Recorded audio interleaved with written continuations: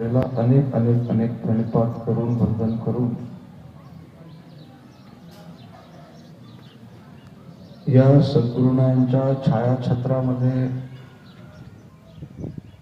यांच्या कृपेच्या सावलीमध्ये त्या साक्षात भक्तीच्या त्या झरेमध्ये आपण इथे सामील झालेलो आहोत आणि सद्गुरुनाथांच्या माध्यमातून आपण सर्वजण त्या परब्रह्मेच्या भेटीसाठी आपण इथे निघालेलो आहोत. जेव्हा आपण ज्ञानोबारायांच्या माध्यमातून 18व्या अध्यायाच्या माध्यमातून चिंतन करायचा प्रयत्न करत असतो, ज्ञानोबाराय इथे ज्ञानाचं वर्णन करत आहेत. ज्ञानोबाराय इथे काय सांगतात? तैसे शास्त्राचार तेणे ईश्वरूची येकू पाहणे, हे पुढे जे का जाणणे ते येथे ज्ञान, असं ज्ञानोबाराय सांगतात. खरं ज्ञान आयुष्यामध्ये काय, जेव्हा आपण याचा विचार करतो, अनेक वेगवेगळ्या प्रकारचे ज्ञान आपल्या समोर तिथे येतात.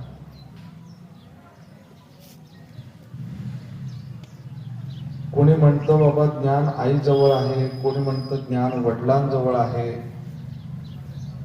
कोणी म्हणतं ज्ञान तिथे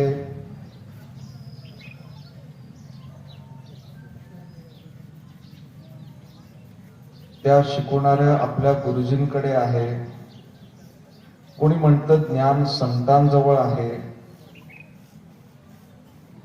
अनेक वेगळ्या वेगळ्या ठिकाणी आपल्याला असं लक्षात येतं की वेगळ्या वेगळ्या त्या स्वरूपामध्ये वेगळे वेगळे ज्ञानाचे स्वरूप रूप आपल्याला तिथे पाहायला मिळतात. तसं जर पाहायला गेलं तर ज्ञान आपल्याला सर्व जगाच्या कणाकणामध्ये कणाकणामध्ये कणाकणामध्ये पाहायला मिळतात. जसा तो भगवंत आपल्याला सगळीकडे पाहायला मिळतो,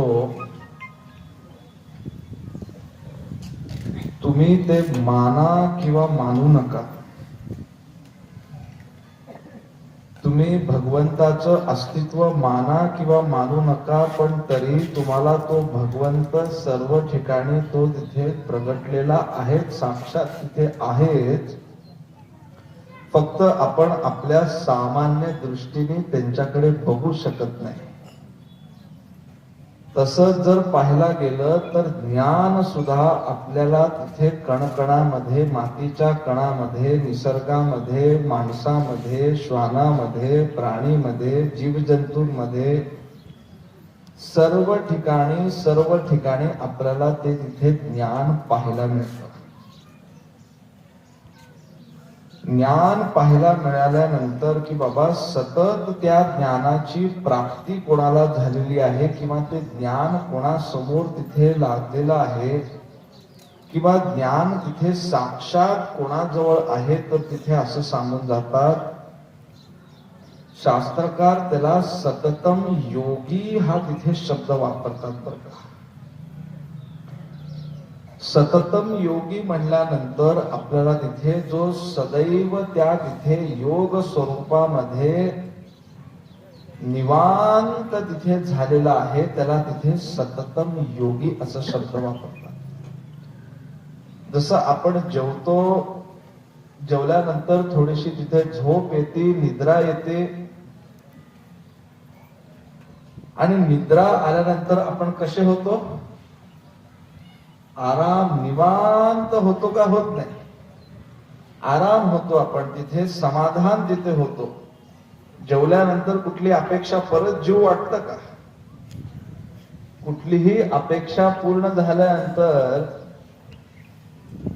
तुम्ही समजा तिथे भरपूर लग्नात तिथे जेवला, पोट गच्च गच्च भरून तिथे जेवलेला आहात, इतकं तिथे जेवला आहात की तुम्हाला ढेकर सुद्धा द्यायला तिथे तुम्हाला जागा नाही. परत तुम्हाला जर कोणी पानावर ताटावर बसा म्हणलं तर तुम्ही जेवताल का? परत तुम्ही तिथे जेवायला तिथे बसणार नाही. कारण त्याचं असं आहे की बाबा तुमचं अंतरंग तिथे समाधान होऊन गेलेलं आहे. तुमची कुठली अपेक्षा राहिलीच नाहीये. सगळं काही तिथे संपून गेलंय. म्हणून ते सततम योगी जेव्हा शब्द वापरतात, ते योगी कसे असतात, तर ते योगी एकदाच निवांत झालेले असतात बरं का. आणि तो निवांतपणा, तो समाधानपणा, ती शांतता आपण जेवल्यानंतर परत थोड्या वेळानंतर 2, 4, 5 तासानंतर परत भूक लागते आपल्याला. परत आपण असमाधानी होतो आणि परत आपल्याला समाधानी होण्यासाठी त्या तिथे विषयाचं तिथे सेवन करावं लागतं किंवा परत जेवावं लागतं. पण सततम योगी हे कसे असतात, ते एकदाच तिथे समाधानी झालेले असतात. एकदाच तिथे त्यांना शांती पावलेली असती. ती शांती म्हणजे काय, म्हणजे आपल्याला तिथे त्या परमार्थाकडे, त्या संताकडे, त्या देवाकडे पाहावं लागतं. कारण त्याचं असं आहे, जेव्हा आपण सामान्य लोकांच्या बाबतीत किंवा विज्ञानाच्या बाबतीत आपण चिंतन करतो, विचार करतो,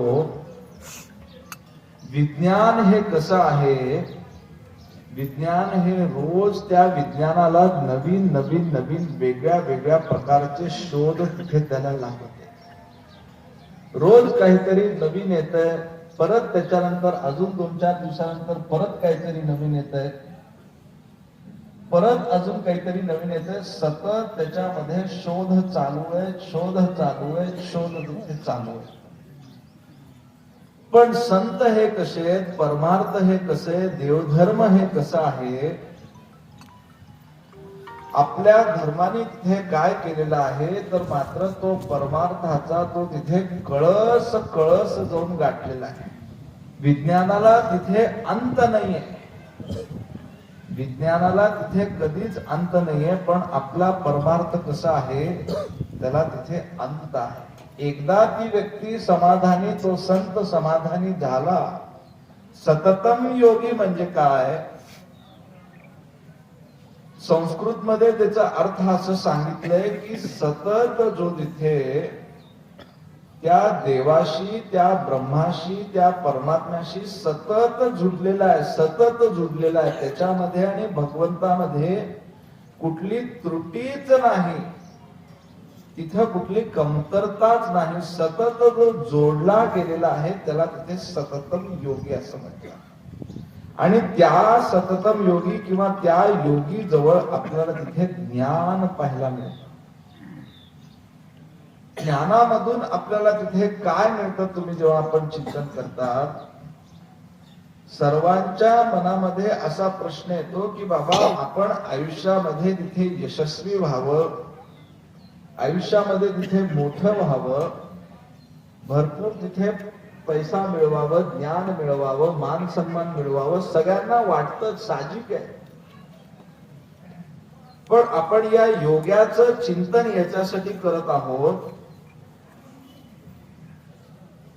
की बाबा सर्व काही गोष्टी जर तुम्हाला प्राप्त करायच्या असतील तर तुम्हाला ते केवळ ज्ञानाच्या माध्यमातूनच तुम्हाला ते तिथे मिळणार आहेत. आणि ते ज्ञान कुठं आहे, ते ज्ञान सर्व ठिकाणी आहे, कणकणामध्ये आहे, सर्व ठिकाणी आहे. पण ते ज्ञान सहजपणे तुम्हाला त्या योगीकडे म्हणजे त्या संतांकडे तुम्हाला ते ज्ञान पाहायला मिळतं. बाह्य अंगाने हे सर्व साधक असतील, वारकरी असतील, दिसायला तुम्हाला ते मात्र तिथे साधे दिसत असतील, दिसायला तिथे सामान्य तिथे दिसत असतील, पण अंतर अंगामधून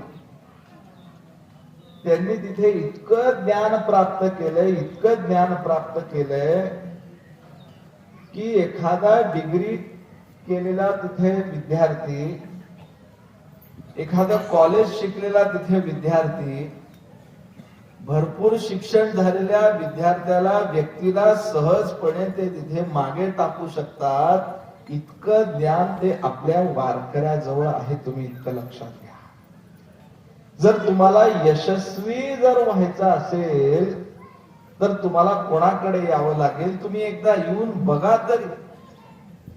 तुम्ही त्या संतांच्या चरणावर डोकं ठेवून तरी बघा, त्या पालखीचं दर्शन घेऊन तरी बघा, त्या धर्माची सेवा करून तरी बघा. धर्माची सुरुवात कुठे आहे? तर आपल्या घरापासून आहे. जसं सद्गुरु गुरुबाबा महाराज सांगून जातात, धर्माची सुरुवात कुठे आहे? सोपं आहे. आम्ही काय तुम्हाला भरपूर नियम करा सुद्धा म्हणणार नाही. तर रोज पूजा करा, देवासमोर बसा, दिवे लावा, अगरबत्ती लावा, धूप लावा, देवाला तिथे ओवाळा, देवाची आरती म्हणा. आम्ही हे सुद्धा तुम्हाला तिथे म्हणणार नाही. सोपं सगळ्यात मार्ग तुम्हाला सांगतो.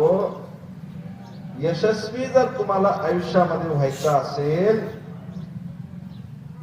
तर काही करायचं नाही. आपल्या आई वडिलांसमोर गुडघे तिथे टेकायचे आणि गुडघे टेकून आपलं डोकं त्या आई वडिलांच्या पायावर तिथे ठेवून आई वडिलांचं दर्शन, वाडवडिलांचं दर्शन रोज तुम्ही घ्या आणि बघा तुमच्या आयुष्यामध्ये कशी भरभराट भरभराट भरभराट तिथे होईल आणि सहजपणे यश तुमच्या पदरामध्ये तिथे पडेल. एकदा तुम्ही पालखीचं दर्शन घेऊन तरी बघा, एकदा त्या वारकऱ्यांचं चरणाचं तिथे दर्शन घेऊन तरी बघा. जे समाधान तुम्हाला मोबाईल चालवण्यामध्ये तिथे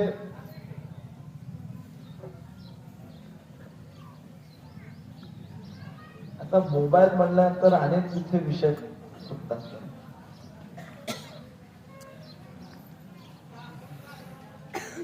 अनेक तिथे गोष्टी आपल्याला मोबाईलने दिलेल्या आहेत, पण त्याच्यापेक्षा जास्त त्या मोबाईलने तिथे आपलं तिथे बरंच काही घेऊन टाकलंय. त्यांनी आपल्याला बरेच फायदे करून दिलेतच, पण त्याच्यापेक्षा जास्त, फायद्यापेक्षा जास्त ते एक शब्द तिथे वापरतो एका दृष्टिकोनाने. त्या मोबाईलने आपल्या सर्वांना लुटून टाकले. कसं लुटलंय त्या मोबाईलने? सर्वात प्रथम म्हणजे आपला तिथे पैसा मोबाईलला लागतो. ठीक आहे, 2, 5, 10, 15 हजार पर्यंत आपण एखादा मोबाईल तिथे घेऊ शकतो. आपण घ्यायचा विचार करू शकतो. आता बऱ्याच जणांकडे तिथे त्या 50-50 हजारचा एक फोन, 50,000 सोड, 1 लाख रुपयाचा फोन कुठे असतो? खिशामध्ये असतो. ठीक आहे, धनाची प्राप्ती तुम्हाला परत होईल, परत व्हायलाच पाहिजे. पण एक वस्तू त्या मोबाईलने अशी आपल्याकडून घेतली आहे की जे आपण पैसे जरी दिले तरी ते आपल्याला तिथे परत मिळणार नाही. म्हणजे त्या मोबाईलने तिथे आपला वेळ जो तिथे घेतलेला आहे, जितकं गरज आहे आपण तितकं मोबाईल वापरतोच, पण तरी त्याच्यापेक्षा जास्त काय करतो?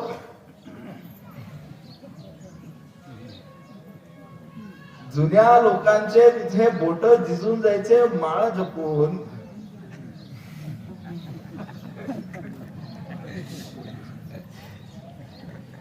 पुढचं मला बोलायचं नाहीये. कोणाचं बोट कसे दिसतायत ते त्यांनाच माहित आहे. बोट तर झिजले, पण त्याच्यापेक्षा जास्त आपली बुद्धी त्या मोबाईल मागे झिजून गेली आणि त्याच्यामुळे काय होतंय? आपलं नुकसान होतंय आणि ते आपल्याला तिथे